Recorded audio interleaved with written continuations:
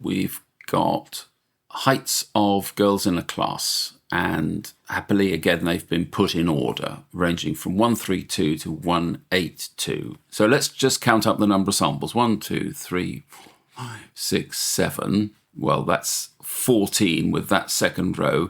So we've got 15 samples. So if we add 1 to that 15 and then divide it by 2, this will be the median's position.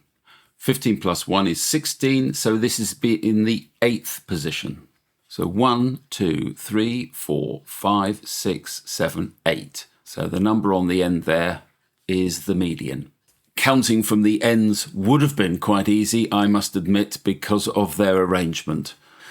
Quartiles, well, let's do it again via this new method. So Q1 is given by 15 plus 1 divided by 4. 15 plus 1, 65. So this is in the 4th position. And for completeness, Q3, and that's equal to 15 plus 1 divided by 4 multiplied by 3. And that turns out to be the 12th position. So there is Q3. So that's Q3, this is Q1, and that's Q2. Now we can draw our box. Let's start with the range of the thing. And the range is from 132, so our lowest limit, 132, is here.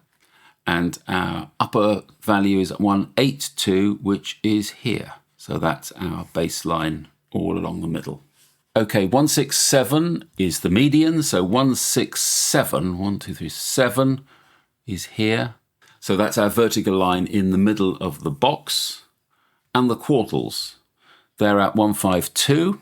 And the upper quartile is 177, and we can draw the rest of the box in. And there's the box plot of our results.